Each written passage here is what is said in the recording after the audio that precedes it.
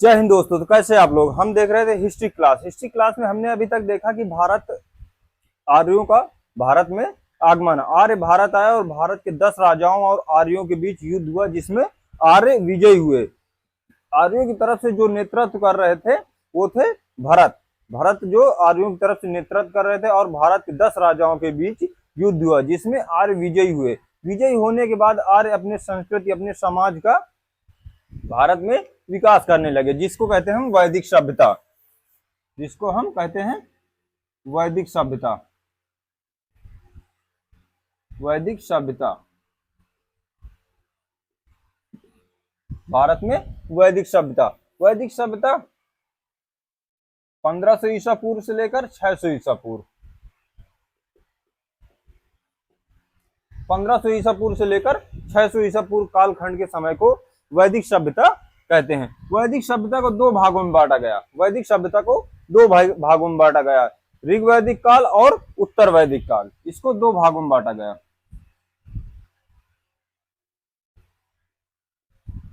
इसको दो भागों में बांटा गया, ऋग वैदिक काल और उत्तर वैदिक काल।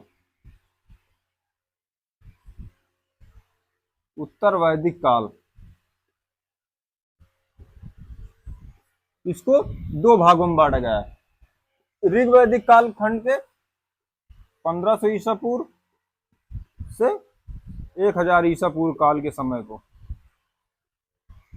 ऋग वैदिक काल जो था वो 1500 ईसा पूर्व से लेकर 1000 ईसा पूर्व तक, और उत्तर वैदिक काल 1000 ईसा पूर्व से लेकर 600 ईसा पूर्व। 600 ईसा पूर्व। वैदिक काल को दो भागों में बांटा गया, ऋग वैदिक काल और उत्तर वैदिक काल। ऋग वैदिक काल का जो समाज था वो कबीले के रूप में रहता था। कबीले के रूप में ये लोग रहते थे। इनका जो समाज था वो कबीले के रूप में था। समाज इनका कबीले के रूप में था, और इनके जीवन का जो मुख्य रूप से जीवन जीने का, जीवन यापन करने का जो मुख्य कार्य करते थे वो थे कृषि करते थे और पशुपालन। कृषि और पशुपालन, इनका जो मुख्य धंधा था वो था कृषि और पशुपालन। जीवन जीने के लिए ये लोग कृषि करते थे और पशुपालन करते थे। पशुपालन में मुख्य रूप से जो पशु था वो थी गाय।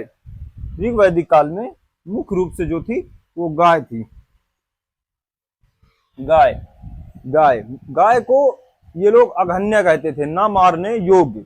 इसको ना मारने योग्य अघन्य कहते थे। ऋग्वेद में गाय का 170 बार चर्चा मिलती है ऋग्वेद में। इनका जो समाज था वो राजतंत्र समाज था। इनका जो समाज था वो राजतंत्र समाज था। इसमें राजा होता था, राजा चुना जाता था। राजा चुनने के बाद राजा का जो मुख्य कार्य होता था वो था कि वो पशुओं की, वो गायों की रक्षा करे, जिसे गौष्ठी कहा जाता है। राजा का मुख्य कार्य जो होता था गौष्ठी करना, गाय की रक्षा करना तथा उसकी प्रजाति का विकसित करना, ये राजा का मुख्य काम था। इस समय जो पुलिस होती थी,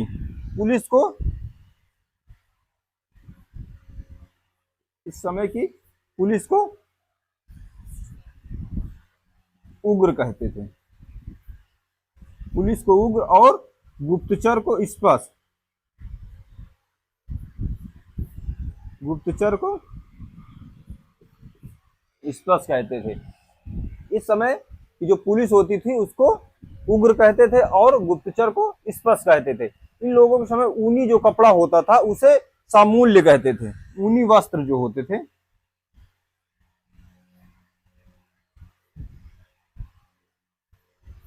ऊनी जो वस्त्र होते थे उसे सामूल्य कहते थे। ये लोग ऊनी वस्त्रों को सामूल्य कहते थे। ऋग वैदिक काल के लोगों को तंबाकू का ज्ञान नहीं था। ऋग वैदिक काल के लोगों को तंबाकू का ज्ञान नहीं था। इस समय का जो सबसे श्रेष्ठ देवता थे, इस समय के जो सबसे श्रेष्ठ देवता थे वो थे इंद्र।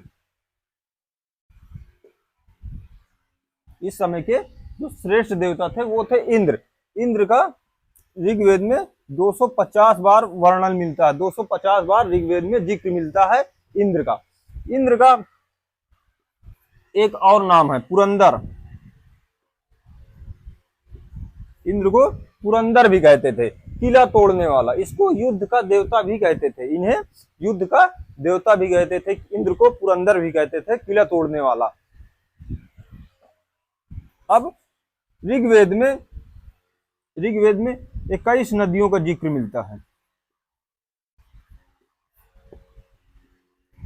21 नदियों का ऋग्वेद में जिक्र मिलता है, जिसके बारे में देखेंगे हम कि उनका आधुनिक नाम और उस समय उनका क्या नाम था। अब कृषि करने के लिए नदियों का या पानी का होना बहुत ही जरूरी है, इस वजह से ये लोग नदी के किनारे ही रहते थे। तो अब हम उन 21 नदियों का जिक्र मिलता है ऋग्वेद में। अब हम कुछ उनके इंपॉर्टेंट नदियां हैं जो जिनके आधुनिक नाम और पहले जो नाम थे उनके बारे में देखेंगे।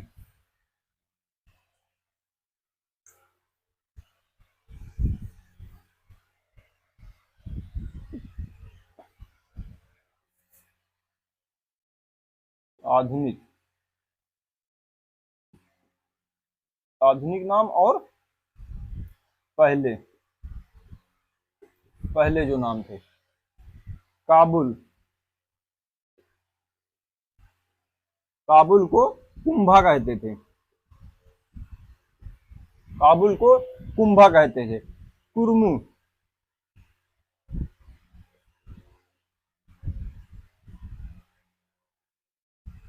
कुर्मू कुर्मू को क्रुमू क्रुमू कहते थे। रावी,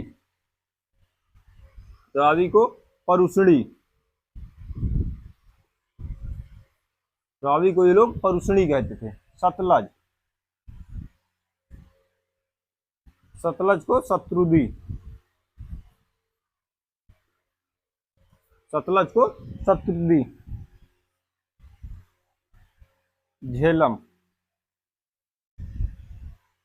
झेलम को वितस्तता, झेलम को वितस्तता कहते थे। व्यास, व्यास को विपाशा,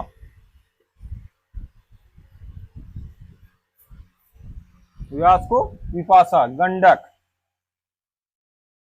गंडक नदी को सदानीरा, गंडक को सदानीरा।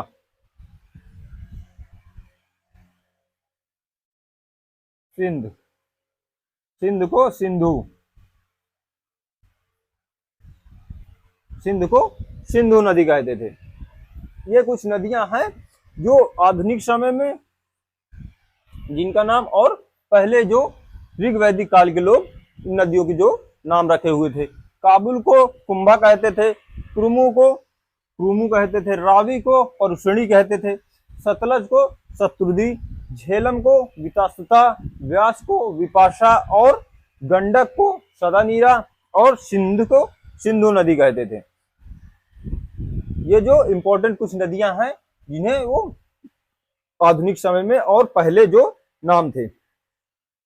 अब ये लोग कुछ कृषि के यंत्र या कृषि के बारे में कुछ शब्दावलियां हैं, उनको भी देख लेते हैं। लगा कृषि की कुछ शब्दावलियां जो ये पहले और अब के समय में इस्तेमाल होती थी। पहले ये लोग उन शब्दों को क्या कहते थे, पहले के शब्द और अब के शब्द देखेंगे कृषि के बारे में। कृषि की कुछ शब्दावलियां जैसे लांगल, लांगल, लांगल जिसे हल कहते हैं, हल को ये लोग लांगल कहते थे। वृष, बैल, बैल को वृष कहते थे। उर्वरा, जूते हुए खेत, जोते हुए खेत।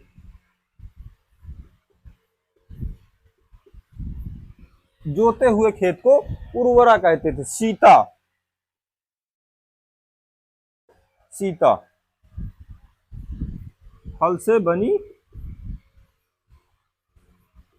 नाली, हल से बनी नाली, हल से बनी जो क्यारियां होती थी, हल से जो बनी नाली होती थी उसे सीता कहते थे। अवट, अवट, कुआं, कुआं को अवट कहते थे।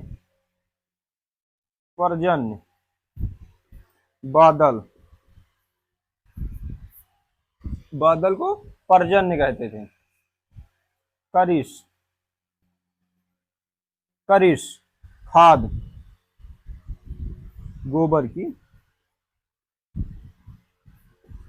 गोबर की खाद को करिश कहते थे। स्थवी, स्थवी, अनाज रखने वाला,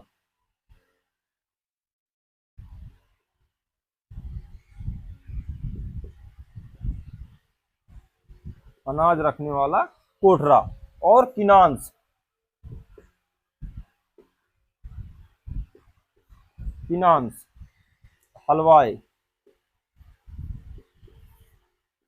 ये कुछ कृषि के शब्दावलियां हैं जो पहले और अब उपयोग करते थे। लांगल, हल, ब्रश, बैल, उर्वरा, जूते हुए खेत, सीता, हल से बनी हुई नालियां, आवट, कुआं, पर्जन्य, बादल, बादल को पर्जन्य कहते थे। करिश, जो गोबर की खाद होती थी, गोबर होता था उसको करिश कहते थे। और स्थवी, अनाज रखने वाला कोठरा, जहां अनाज पैदा होने के बाद एक जगह एकत्रित करके कहीं रखा जाता था उसको ये लोग स्थवी कहते थे।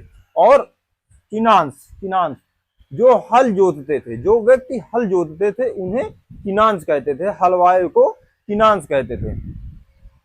अब हम आगे देखेंगे। अग्नि देवता जो होते हैं, अग्नि देवता को ये लोग मनुष्य और देवताओं के बीच की कड़ी मानते थे। मनुष्य और देवताओं के बीच की कड़ी मानते थे अग्नि देवता को।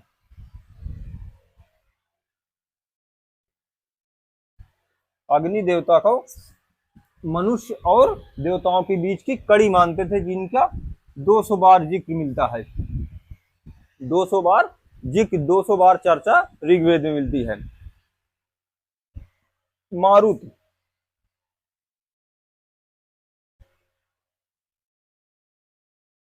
मारुत जो वायु देवता थे।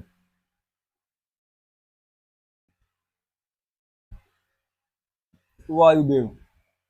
रौद्र, क्रोध के देवता।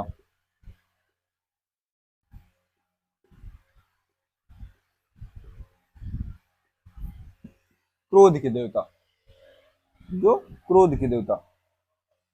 उत्तर वैदिक काल में, उत्तर वैदिक काल के जो प्रमुख देवता थे वो थे प्रजापति। उत्तर वैदिक काल के जो प्रमुख देवता थे, उत्तर वैदिक काल के जो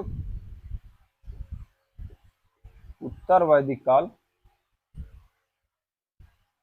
उत्तर वैदिक काल के जो सबसे प्रमुख देवता थे वो थे प्रजापति। प्रजापति, प्रजापति उत्तर वैदिक काल के सबसे प्रमुख देवता थे। ऋग वैदिक जो वैदिक काल के लोग थे उनका भोजन जो था, वैदिक काल के लोगों का जो भोजन होता था वो था सबसे जो इम्पोर्टेंट भोजन, जो ये लोगों को सबसे ज्यादा पसंद होता था वो था जौ का सत्तू, जौ के सत्तू को दही में मिलाकर, जौ के सत्तू को दही में मिलाकर। इनका जो मुख्य भोजन होता था मेनली पशुओं से संबंधित होता था, पशुओं के जो दूध से संबंधित होता था।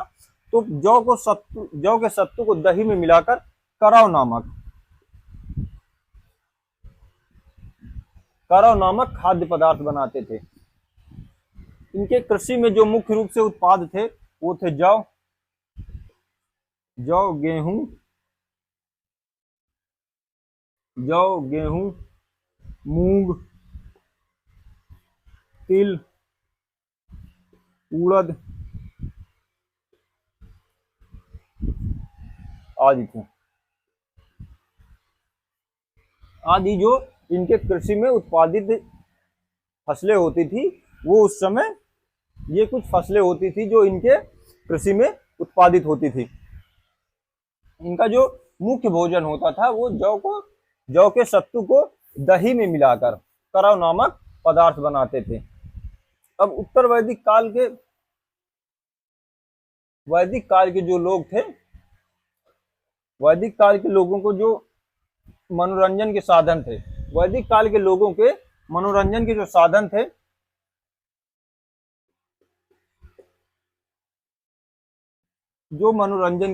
थे, वो था रथ दौड़, घुड़दौड़, भूत क्रीड़ा और संगीत। ये कुछ इनके मनोरंजन, जब ये लोग मनोरंजन के इनके कुछ साधन होते थे, जैसे संगीत,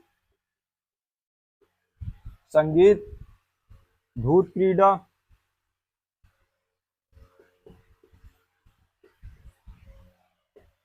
रथ दौड़ और घुड़दौड़।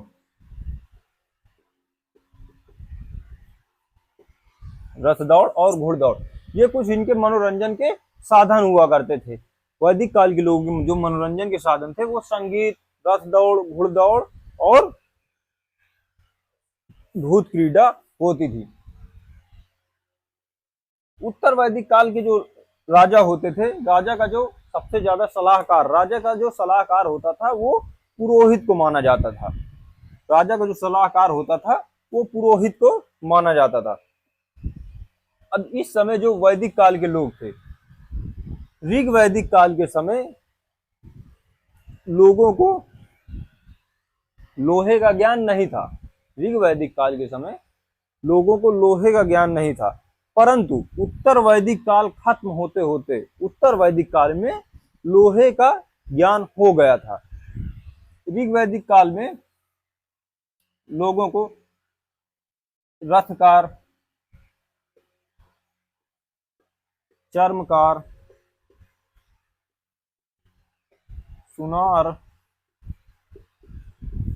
सुनार और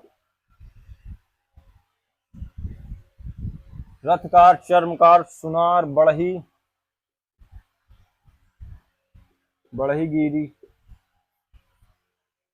बुनकर, ये सब चीजों का ज्ञान था। रथकार, चर्मकार, सुनार, बढ़ईगीरी, बुनकर, इन सब चीजों का ऋग वैदिक काल के लोगों को ज्ञान था, परंतु लोहे का ज्ञान नहीं था। परंतु उत्तर वैदिक काल में लोहे का ज्ञान हो चुका था। लोहारी का ज्ञान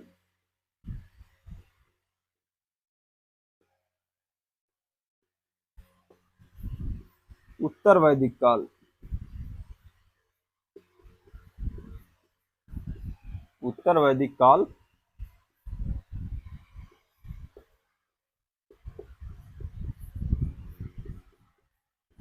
वैदिक काल में हो गया था। लोहारी का जो ज्ञान था वो उत्तर वैदिक काल में हो गया था। पूषण, जिस प्रकार उत्तर वैदिक काल में सबसे जो प्रमुख देवता थे वो थे प्रजापति, और पूषण जो थे वो थे शूद्रों के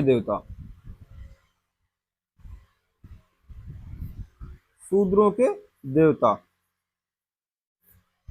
उस समय शूद्रों के जातिवाद उत्तर वैदिक काल में धीरे धीरे आते आते काफी ज्यादा बढ़ गया था। तो उस समय जो शूद्र थे उनके जो देवता होते थे, उनके देवता पूषण होते थे। अब जाति के बारे में देखेंगे। जातियों, ऋग वैदिक काल में जब वैदिक काल प्रारंभ हुआ तब उस समय जो जातियां होती थी वो कर्म के आधार पर होती थी। जो जातियां होती थी ऋग वैदिक काल में वो कर्म के आधार पर होती हैं। अब कोई व्यक्ति है, जैसे मान लीजिए किसी के यहाँ नौकरी करता है, कोई व्यक्ति है जो नौकरी करता है, किसी के यहाँ नौकरी करता है, तो उसे शूद्र कहते थे। उसे शूद्र कहते थे। और कोई व्यक्ति जो व्यापार करता था, जो कोई व्यक्ति व्यापार करता था, उसको ये लोग वैश्य वैश्य कहते थे। और जो व्यक्ति रक्षा करता था, जो पुलिस में था, सैनिक में था, जो रक्षा करता था, उसको ये लोग क्षत्रिय कहते थे।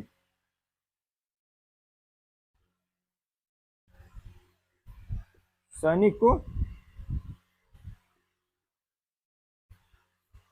क्षत्रिय कहते थे।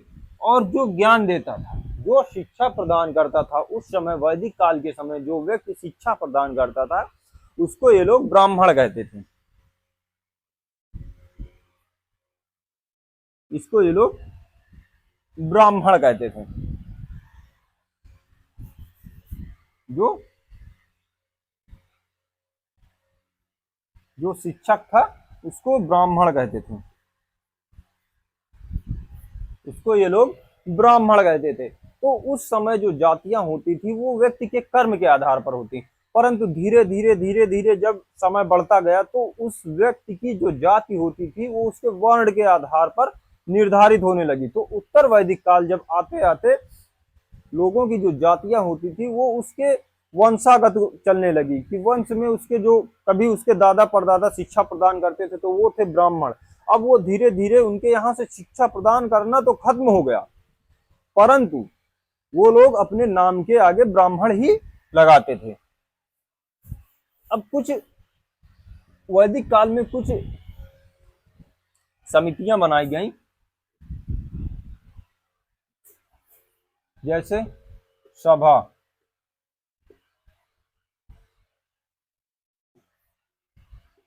समिति और विदत।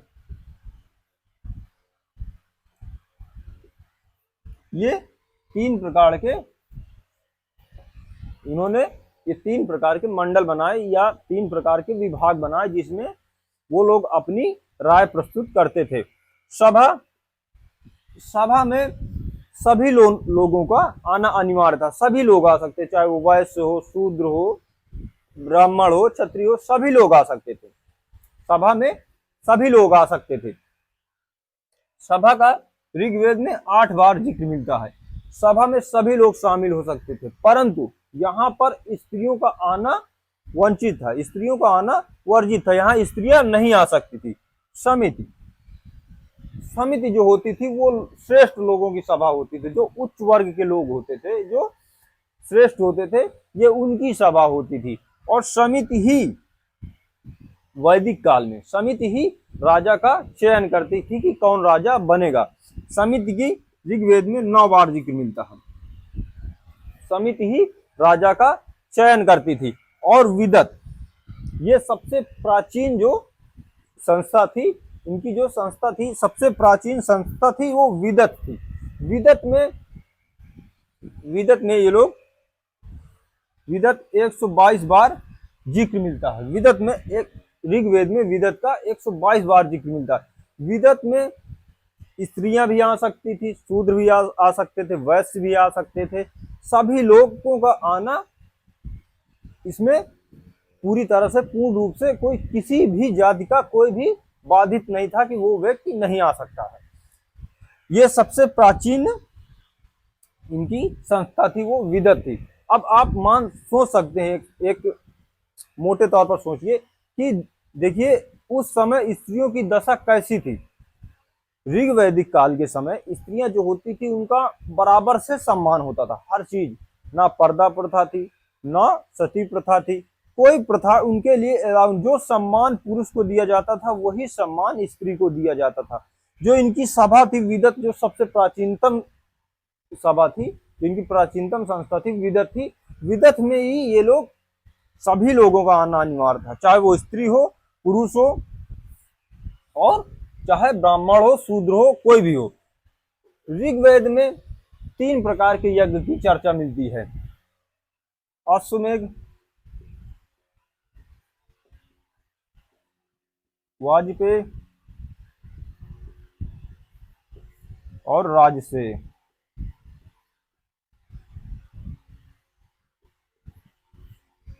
तीन प्रकार के यज्ञ की चर्चा मिलती है। ऋग्वेद में तीन प्रकार के यज्ञ की चर्चा मिलती है, ज्यादा जिक्र मिलता है। अश्वमेध, वाजपेय और राजसेय। अश्वमेध यज्ञ, अश्वमेध यज्ञ जो होता था वो मुख्य रूप से युद्ध का निमंत्रण होता था, जबरदस्ती किसी चीज के किसी घर में कब्जा करना। अब मान लीजिए हमें आपकी जमीन में कब्जा करना है, तो हम जबरदस्ती जाके कब्जा कर लें या अपनी कोई चीज जो उसमें ले जाकर खड़ी कर दें और हम उसमें कब्जा कर ले। उसी प्रकार उस समय अश्वमेध यज्ञ होता था। जब कोई राज्य का राजा दूसरे राज्य में कब्जा करना चाहता था, दूसरे राज्य को हड़पना चाहता था, तो वो लोग अश्वमेध यज्ञ करते थे। अश्वमेध यज्ञ करने के बाद घोड़े को छोड़ा जाता था। जब घोड़े को छोड़ा जाता था तो उसके पीछे 2-4 सैनिकों की टुकड़ियां छोड़ी जाती थी कि सैनिक लोग उनकी उस घोड़े के पीछे पीछे जाते थे। और जब वो घोड़ा किसी राज्य से दूसरे राज्य जाता और उस राज्य में अगर कोई व्यक्ति उस घोड़े को रोक लेता तो उस राज्य के व्यक्ति को युद्ध करना पड़ता था।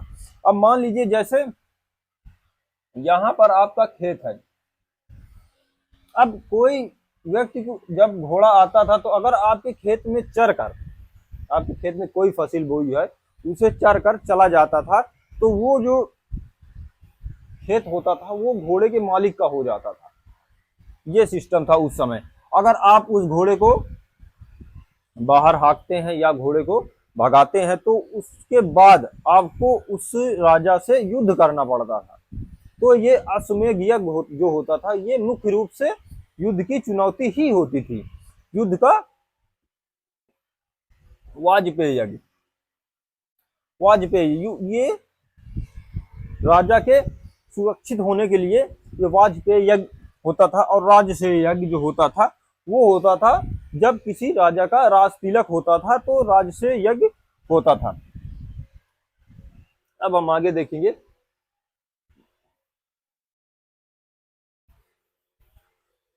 वैदिक काल में सबसे जो मुख्य रूप से प्रसिद्ध हुआ वो हुआ मृदभांड।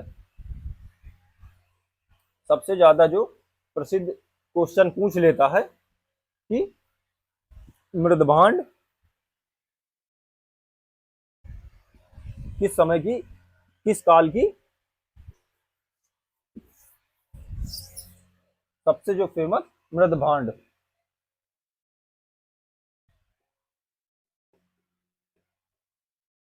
सबसे प्रसिद्ध मृदभांड। मृदभांड जो देखेंगे ये एक घड़ा होता था, घड़ा होता था। अब आपने सुना होगा नवपाषाण काल में ही मनके की खोज हो गई जिसमें अनाज रखने के ये लोग इस्तेमाल करते थे। तो सेम वही मनका, वही घड़ा होता था, परंतु वो सिंपल होता था। इस समय जब जो मृदभांड होता था वो पकी हुई मिट्टी उसमें चित्रित करके, जो मृदभांड होता था, जो घड़ा होता था, उसको चित्रित करके पेंटिंग करके बेहतरीन से उसको रखा जाता, जिसे मृदभांड कहते थे। अब क्वेश्चन पूछ सकता है घुमाने के तौर पर कि मनके की खोज कब हुई, तो मनके की खोज जब हुई वो थी नवपाषाण काल में, और मृदभांड की वैदिक काल में।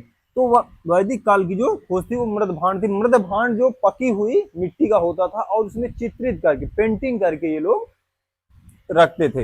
इसमें मुख्य रूप से 4 टाइप के मृदभांड बनाते थे ये लोग। पहले धूसर,